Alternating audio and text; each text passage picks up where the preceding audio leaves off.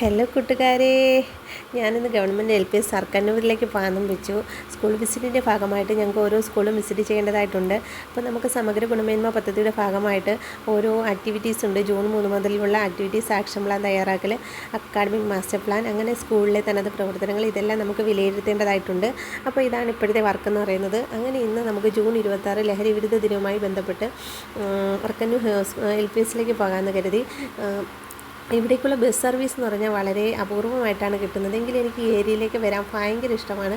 കണ്ടോ, ഇതാണ് സ്കൂളെന്ന് പറയുന്നത്. നിറയെ കുട്ടികൾ പഠിക്കുന്ന സ്കൂളാണ് ഇവിടെ. ഇവിടുത്തെ HM എന്ന് പറഞ്ഞാൽ പുതിയൊരു ടീച്ചറാണ്. ആ ടീച്ചറിനെ പരിചയപ്പെടാനും ഒക്കെ കഴിഞ്ഞു. എനിക്ക് പോയപ്പോഴും തന്നെ നല്ല സ്വാഗതത്തോടു കൂടിയാണ് എന്നെ ടീച്ചർ വരവേറ്റത്. അസംബ്ലിയൊക്കെ കഴിഞ്ഞിട്ട് പിന്നെ കുട്ടികളെ സുംബ പ്രാക്ടീസിനുള്ള തയ്യാറെടുപ്പായി.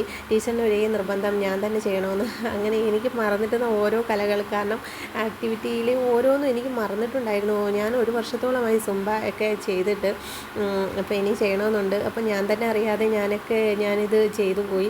കാരണം ഇതിനുള്ള പ്രിപ്പറേഷൻ എനിക്കില്ലായിരുന്നു. എങ്കിലും ഞാൻ ഷൂ ഒക്കെ ഇട്ടുകൊണ്ട് പോയതായിരുന്നു. ചെരുപ്പ് സ്ലിപ്പാവുകയും ചെയ്യുന്നുണ്ടെങ്കിലും കുട്ടികളോടൊപ്പം എനിക്കിരുന്ന് കുറച്ച് നേരം അത്രയും നേരം ഞാനും ഭയങ്കര ഉന്മേഷത്തിലായിരുന്നു. കുട്ടികളെല്ലാം ചിരിയും ആ മ്യൂസിക്കിനനുസരിച്ച് അവർക്ക് ചെയ്യാൻ സാധിച്ചു എന്നുള്ളതാണ് വളരെ പ്രധാനപ്പെട്ട കാര്യം എന്ന് പറയുന്നത്.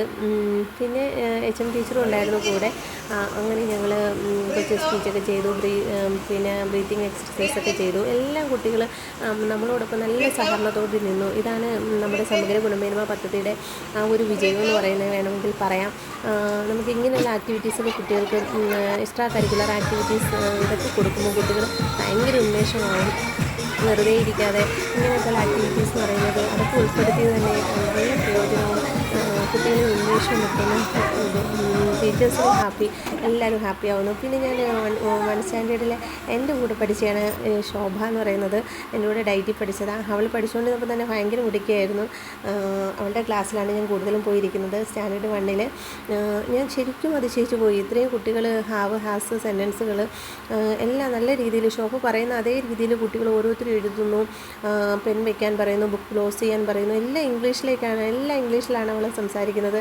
അതെല്ലാം കുട്ടികൾ അതുപോലെ കീപ്പ് ചെയ്ത് മുന്നോട്ട് പോകുന്നു. ഇടയ്ക്കൊരു പേരൻ്റ് വന്ന് കുട്ടിയെ വിളിച്ചിട്ട് പോയിട്ടുണ്ടായിരുന്നു. അതും നല്ല രീതിയിൽ മാനേജ് ചെയ്യാനും എല്ലാത്തിനും നല്ലൊരു കഴിവുള്ള ടീച്ചറെന്ന് വേണമെങ്കിൽ പറയാം. പിന്നെ അത് കഴിഞ്ഞ് ഞങ്ങൾക്ക് പോസ്റ്റർ നിർമ്മാണം ഉണ്ടായിരുന്നു. അതൊക്കെ കഴിഞ്ഞു. ഇതൊക്കെയാണ് ഇന്നത്തെ വിശേഷം.